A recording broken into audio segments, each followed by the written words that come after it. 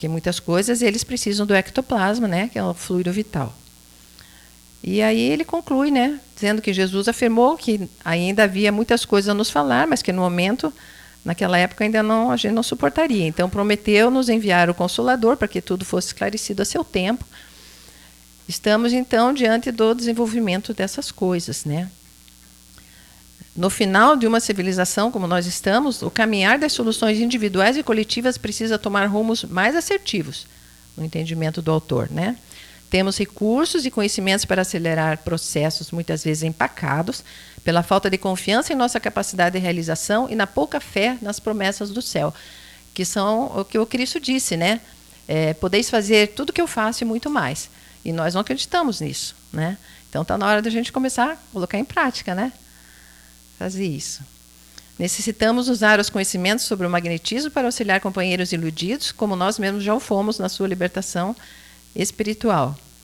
Ficar limitados ao uso das potencialidades da alma e das técnicas já disponíveis ao nosso conhecimento não será uma omissão de socorro a corações sofridos, escondidos sob um manto de poder fictício? Não será deixar de sermos instrumentos mais úteis nas mãos dos instrutores maiores do plano espiritual, enterrando os talentos recebidos pelo Senhor? Não devemos deixar de ousar. E aí eu lembrei do nosso mestre encarnado aqui, né? Não podemos deixar de ousar, né? Que foi assim o nosso treinamento, né? Então a gente vê que, embora não exista conexão nenhuma, né? Esse livro foi escrito mais recentemente do que o nosso treinamento, né? No entanto, as coisas todas estão ligadas, né? Tudo é comandado, né, pela espiritualidade, né? E nós mesmos já viemos com compromissos aqui. Então a gente vê que a fala não deixa de ser a mesma coisa, né? Então, buscando melhorar em favor das dores dos semelhantes. As palavras do Cristo cabem bem nesse final de civilização, advertindo-nos para não sermos mornos. E aí ele cita a frase de Jesus lá no Apocalipse: assim, porque és morno e não és frio nem quente, vomitar-te-ei da minha boca. Então, a importância da gente não ser omisso, né? Porque a gente fica em cima do muro, não, mas daí vou desgostar alguém, mas isso não vão aceitar bem, e aí a gente está sendo morno, né? Então, se a gente acha que uma coisa é certa, a gente tem que lutar por aquilo que a gente entende, né? Claro que dentro da nossa compreensão, mas não importa, né? Deus sabe que dentro da nossa compreensão nós temos que fazer aquilo que nos cabe, não é verdade? E aí tem esse livro que todo mundo conhece, Qualidade na Prática Mediúnica, que é do projeto Manuel Filomeno de Miranda. Vocês sabem que é um grupo de estudiosos lá da Bahia, né, que tinha muita ligação com o Divaldo, e estudaram os livros do Divaldo, escritos pelo espírito Manuel Filomeno de Miranda. Então, eles têm uma série de livros sobre passe, sobre sobre atendimento fraterno, e tem também, então, sobre a prática mediúnica, né? Então, aqui são as duas capas, a mais antiga, que é o que eu tenho, e essa mais moderna, né? Pela editora Leal, né? Que é lá do grupo do Divaldo Franco. Então, esse livro está à venda, sempre esteve e continua, na livraria da Federação Espírita do Paraná, né? Mundo Espírita, tá? Então, lá a gente vê. A primeira parte é pergunta para os espíritos, a segunda é pergunta para o Divaldo, e a terceira é o projeto que responde, né? Então, eles colocam: Kardec há de ter pensado no centro espírita como uma célula viva e pulsante, lugar de trabalho para todos, de solidariedade entre todos e de tolerância para com todos. E isso é uma coisa que às vezes choca a gente, né? Eu vou trazer, a gente não deve trazer coisas pessoais, mas eu vou trazer um caso assim que eu tinha lido já as obras básicas do Kardec, e aí é que eu fui procurar uma casa espírita, né? Então, quando eu cheguei na casa espírita, eu fui buscar tudo aquilo que eu lia, né, no Kardec, e na verdade eu não encontrei. Então, achei que deveria colaborar para que a gente pudesse ter um dia tudo aquilo que é rico, né? Material riquíssimo que está no Kardec, que a gente possa trazer isso para dentro das casas espíritas, né? Então, claro que tem companheiros que não aceitam, acham que a gente ainda está no nível de ficar falando só da moral cristã. Agora, claro que é super importante a moral cristã, mas eu penso assim, se for para falar só dos ensinamentos de Cristo, isso todas as linhas espiritualistas cristãs já fizeram. Faz 2000 anos que vem fazendo, né? Então, veio a terceira revelação justamente para dar esse embasamento racional para nós que já estamos com esse desenvolvimento intelectual e deixamos ainda a moral muito para trás. Então, se não nos convencer pelo raciocínio, nós vamos rejeitar e assim, toda a população. Então, não adianta ficar só dizendo, olha, você é um espírito imortal, você não morre. Mas isso as outras religiões espiritualistas também dizem, todas as linhas. Então, nós temos que dar o diferencial. E tem muita coisa que a gente pode oferecer. Então, a importância da gente estudar, né? E ele traz, então, também lá no projeto, muita questão do magnetismo, né? Então, quando ele trata do passe nesse livro, ele fala: quando e com que técnica se deve aplicar passes em médiuns em transe durante as reuniões mediúnicas? E aí a gente vai ver que é mais ou menos o que o outro autor colocou, porque ele também se baseou muito nessas obras do Manuel Filomeno. Dispersivos no coronário e no frontal, quando vier uma entidade muito desequilibrada, né? Passes longitudinais, rápidos e circulares, no caso de comunicação desses espíritos muito voltados ao mal. Indução hipnótica, longitudinais lentos, como a mesma coisa que nós vimos no outro autor, né? Durante indução pós-hipnótica também, porque uma coisa é a indução hipnótica, né? Você vai, por exemplo, fazer uma indução para o espírito dormir, né? Então você vai dormir, né? Vai fazendo essa indução, essa magnetização, né? E quando o espírito já está, então, parando de falar, a gente vê que ele está assim, já entrando em sonolência, é a hora de fazer essa indução pós-hipnótica. O que o espírito, então, tem que fazer a hora que acordar, você vai se lembrar disso, aquilo, ou na hora que você acordar, você já vai se encontrar, né? vai despertar para as leis de Deus, enfim, após a indução que você possa fazer nesse momento, porque ele fica, inclusive, muito mais receptivo, né? Então, eles usam também passe para auxiliar o acoplamento da entidade no médio, como a gente viu, no frontal e no humeral. Passe para auxiliar o desligamento da entidade que não quer ir embora. Passe para retirar o resíduo de energia deletéria no médio após comunicação de uma entidade muito densa, né? Porque às vezes vem entidades realmente muito densas, né? Então o médio, às vezes, a entidade já foi, mas ele fica ainda sentindo aquela energia importante, essa atuação, e sempre é o dialogador que deve fazer, porque quando ele está atendendo a entidade, ele já está envolvido no mesmo campo magnético, então é ele que vai, porque o magnetismo dele já está misturado com o magnetismo da entidade que ficou ali no médio, então é muito mais fácil para ele retirar, porque ele está tendo essa afinidade ali, né, magnética com aquele resíduo energético que ficou, né? Para revitalizar o médium desgastado também. Então é importante que o médium, depois da comunicação, ele fique bem, né? Saem as energias deletérias e ele se revigora. Então tudo isso é importante que o dialogador faça, né? Para isso que existem 2 dialogadores, né? Então você tem que terminar de atender bem aquele, e aí se houver outra comunicação, o outro dialogador é que vai atender, né? E aí, vocês sabem que esse encontro tem o apoio da AME de Campo Largo, né? Então, porque a gente sentiu a necessidade dessa questão científica mesmo, né? Que atinge todos os nossos trabalhos, em especial a desobsessão, né? Trabalhos ligados a situações mais específicas. Por exemplo, todos já devem ter visto que a AME Brasil fez uma parceria com a Federação Espírita Brasileira para essas questões do suicídio, né? Que é Prefiro Viver.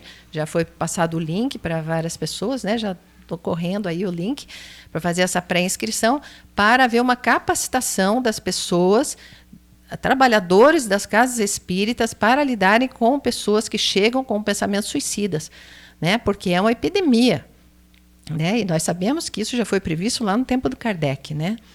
Então, nós temos que nos capacitar para isso, né? E nada melhor do que a AME, que tem médicos, psicólogos que estudam nessa área bastante, para poder fazer essa capacitação. Então, eu vejo aí um viés interessante, né, através da AME, para ser fortalecido esse pilar científico da doutrina espírita que estava durante muito tempo foi deixado de lado, né? São os 3 pilares: filosofia, religião, né, como se diz, que é a parte do evangelho, e a parte científica. Então, com esses 3 pilares é que a doutrina espírita se torna um diferencial. Senão, ela vai ser uma doutrina espiritualista qualquer, né? Então, depois, nos grupos, né, vocês vão discutir a respeito disso. Quero saber se todo mundo concorda ou discorda, né? É importante que a gente converse sobre essas questões, né? Então, Paulo já disse, né? Porque não temos que lutar contra a carne e o sangue, mas sim contra os principados, contra as potestades, contra os príncipes das trevas desse século, considerando o século como esse ciclo, né, que nós estamos terminando, né? Contra as hostes espirituais da maldade nos lugares celestiais, que são o que a gente conhece, as organizações do plano astral inferior, né? Então, o Paulo já dizia sobre isso, né? E aí vamos falar um pouquinho da integração, então, da desobsessão na casa espírita, né? Do trabalho de desobsessão. E, então, eu trouxe alguma coisa aqui do estudo sobre os processos que o Kardec fez, os processos de um local chamado Morzine, né, uma cidade, que era uma vila que ficava isolada praticamente do resto, porque era cheio de montanhas em volta, né? Então, aquela comunidade ficou ali muito fechada com as suas superstições, né? E aí, facilmente, ela serviu de instrumento para uma legião de espíritos inferiores, né? Que foi lá e utilizava daquelas pessoas que tinham um certo grau de mediunidade, e então havia crises, né, com frequência dessas pessoas todas daquela comunidade, né? Então, Kardec fez 6 artigos, escreveu na Revista Espírita. Nós vamos ver o primeiro artigo, que é de dezembro de 1862. Ele fala: acontece, porém, que em alguns casos a subjugação chega a ponto de paralisar a vontade do obsediado, não se lhe podendo esperar nenhum concurso sério. É principalmente então que a intervenção de um terceiro se torna necessária, seja pela prece, seja pela ação magnética. Daí se segue que um magnetizador comum, que agisse maquinalmente para magnetizar pura e simplesmente, produziria pouco ou nenhum efeito. É absolutamente necessário um magnetizador espírita, que age com conhecimento de causa, com a intenção de produzir não o sonambulismo, uma cura orgânica, que é o que a maioria dos magnetizadores fazia na época do Kardec, né? Tratamento físico, mas sim os efeitos que acabamos de descrever, que ele fala que é desligar as entidades daquelas pessoas que estavam obsediadas, né? E aí ele fala que, além desses processos que são de possessão, praticamente, se mesmo nos casos graves funciona, né, pelo magnetismo e pela evocação das entidades e tal, pelo magnetizador espírita atuando, muito mais se for uma obsessão simples, né? Então, a importância que o Kardec dava para essa atuação do magnetizador espírita, né? Que atualmente ninguém sabe exatamente, né? Muitas pessoas não sabem nem o que é magnetizador espírita, né? Então, aí voltando lá, aí para o terceiro artigo, né? Ora, como todo fenômeno espírita não pode se produzir sem uma aptidão medianímica, pode-se dizer que essas mulheres, né, que ele estava estudando ali, um dos casos, né, é um médium espontâneo e involuntário, né? Então, nem sabia que era médium e as entidades se aproveitavam da situação. Então, eu trouxe isso porque muitas vezes na casa espírita aparecem pessoas com esses problemas, né? Então, a família vai em vários lugares, ninguém sabe lidar e às vezes chega, já chegou vários casos, o Pereira que diga, né, Pereira? A pessoa, assim, totalmente incorporada e aí a importância do magnetizador espírita, né? Então, muitas vezes, o magnetizador, porque essa pessoa que está nesse estado, ela é, como diz o Kardec, um médium espontâneo e involuntário, não sabe o que é. Mas muitas vezes já está uma ligação intensa ali. Então, às vezes, só a atuação do magnetizador já tem uma certa dificuldade em desligar. Então, o magnetizador chama um médium, né, que esteja à disposição, que normalmente a gente tem esse serviço assim, para que sente ali do lado, fique quieto do lado, enquanto é aplicado o passe de desligamento da entidade, porque aí o médium treinado, ele tem condição de atrair essa entidade, né? E aí mais facilmente se desliga do paciente, harmoniza-se o paciente, retira-se o paciente da sala já harmonizado, vai para os outros setores da casa, para continuar o seu atendimento, né? Diálogo fraterno, seja o que for necessário. E esse médium que ficou ali com a entidade da comunicação, e aí é encaminhada essa entidade com muito mais facilidade, né, dando prosseguimento ao caso. Claro que aí sempre, como vai o paciente por diálogo fraterno, aí o nome também vai para a desobsessão, tudo isso que a gente vai ver na sequência. E o Kardec tem outra parte interessante também, que ele fala sobre o grupo curador de Marmande. Marmande é uma outra região, né, uma outra cidade lá da França. Então, esse já é mais próximo da desencarnação do Kardec, já é 1867. Então, o dirigente do grupo lá de Marmande escreve para o Kardec, né? Então, ele o Kardec publica na revista com o título Intervenção dos Parentes nas Curas. Então, o dirigente escreve: os obsidiados e os doentes são sempre objeto dos nossos cuidados exclusivos, né? Então, esse grupo era um grupo que se dedicava a tratar as obsessões e os doentes de qualquer natureza, tá? Então, a pessoa que escreveu continua falando: a moralização e os fluidos são os principais meios indicados por nossos guias. Nossos bons espíritos que se devotaram à propagação do espiritismo tomaram também a tarefa de divulgar o magnetismo, né? Aí, então ele conta vários casos, né, que eles trataram nos últimos tempos, e esse era uma pessoa que volta e meia escrevia para Kardec, né?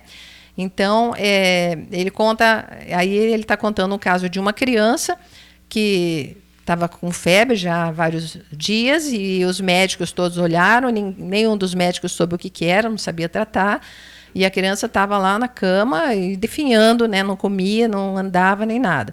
Então, o grupo foi lá, e como era um local mais distante, eles resolveram, então, explicar para a mãe, né, para as famílias, como que deveria ser feita a aplicação do passe, para que depois eles não precisassem estar indo sempre, né?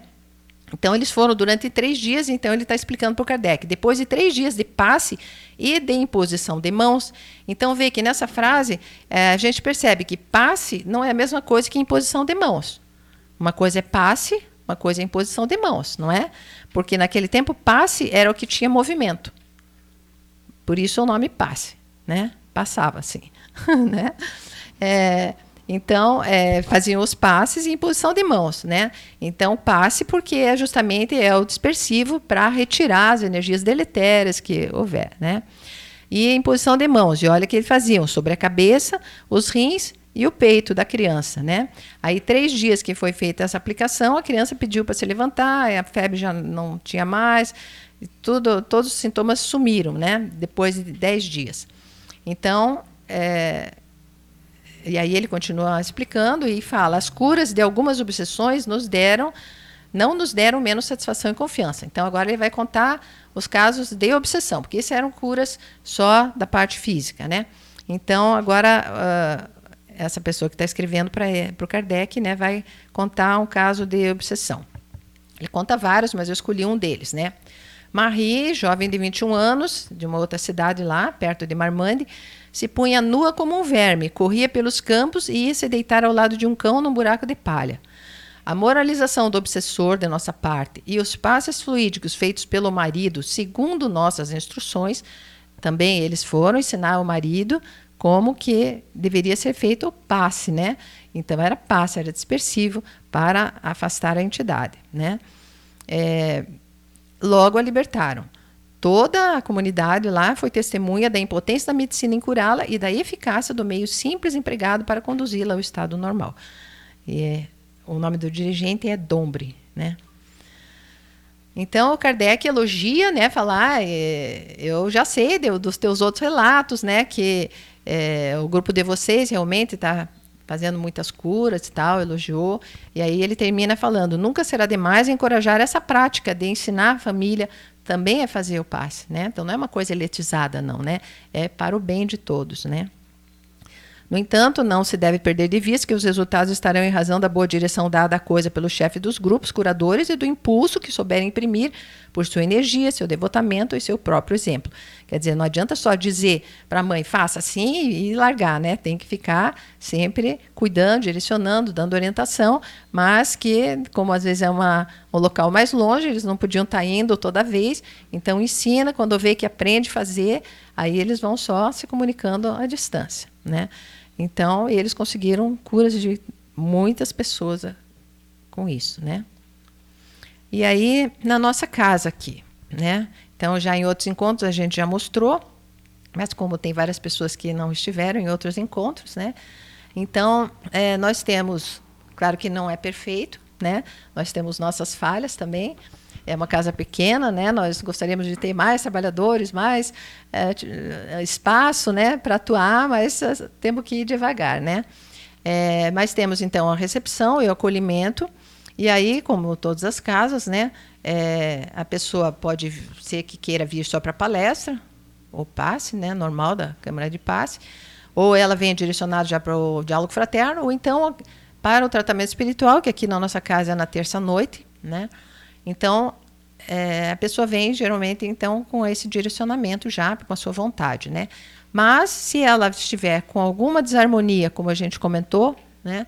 Então, a gente tem sempre alguém para o plantão do magnetismo, né? Para atender essas emergências, tá?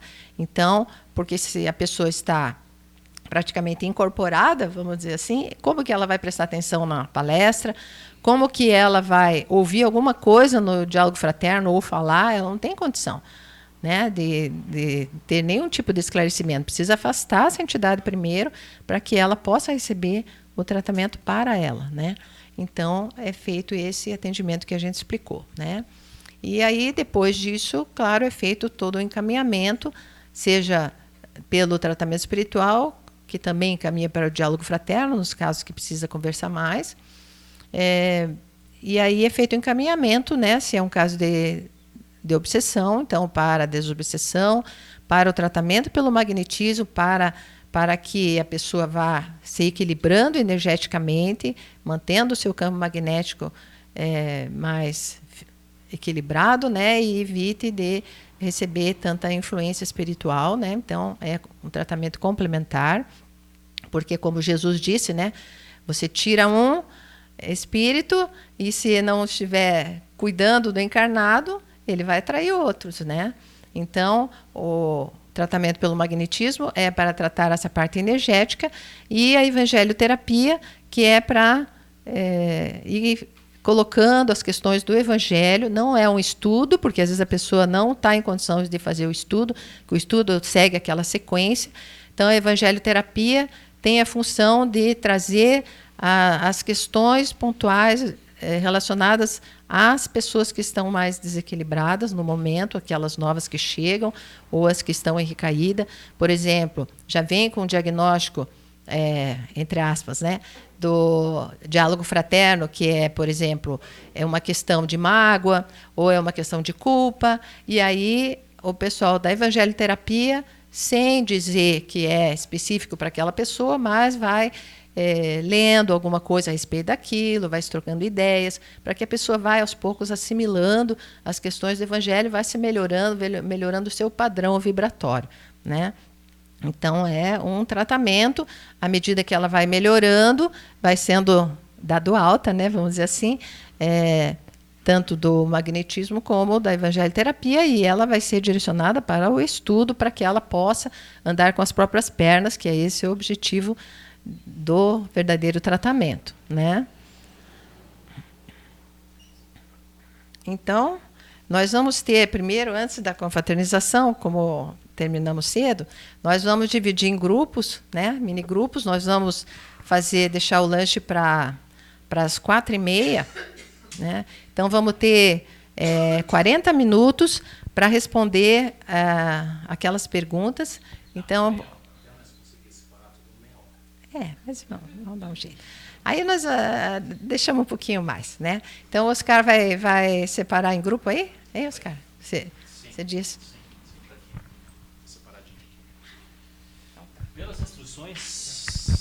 Pelas instruções que me foram passadas, então, vai ficar 2 grupos aqui. Cada um, são 7 grupos no total, tá? Então a gente vai tentar separar em 7 salas. Oi? Então, 7 salas separadas, tá? Eu separei aqui o pessoal por ordem de chegada para desseparar das casas. Senão já viam, né?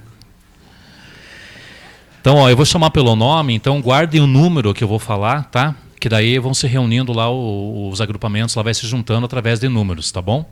Então vai ser um total de 7. Então cada nome que eu falar aqui, vou falar um número, e daí vocês guardem para não se perder, tá? Depois qualquer coisa a gente vê na lista aqui. Então o número 1, Elinor do Rocio Ladanivski, ou algo parecido assim. Gonin, isso, Gorin. Tá assim, tá assinado. Ué, tá ok aqui? Cadê? Elinor. Tá ok. Vamos lá. 2.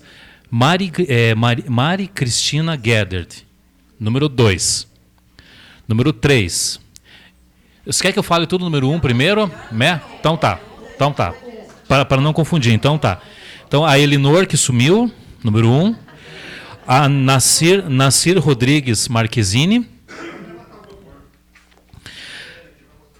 Angelim Longato,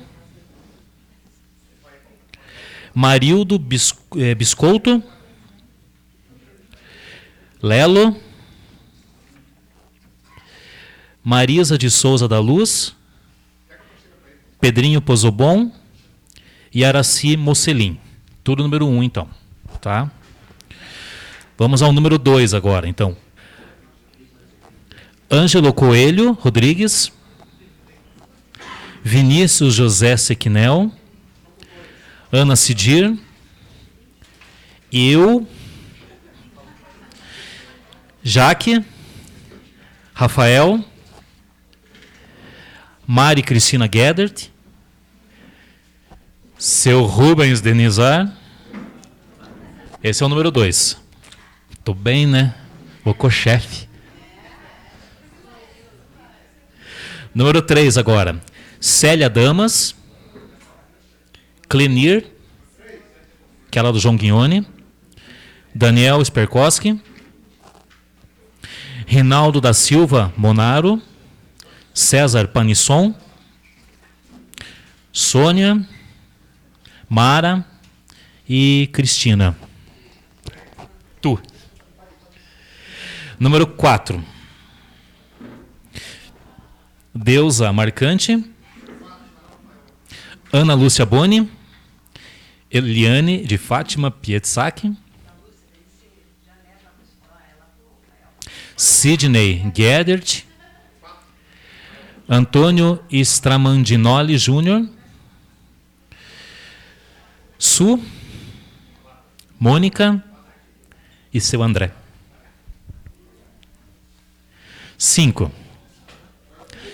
Janaína Marcon Ansolim, Ivonês, Hildo, Vanessa Greenberg. Cristina Tedesco Venâncio. Humberto. Edna. Número 6. Margarete Kerne. Jéssica de Lima Macedo. Egon Kischlat. Daniele França Casado. José Silvestre. Márcio. Janaína Fernandes. O que sobrou é o 7.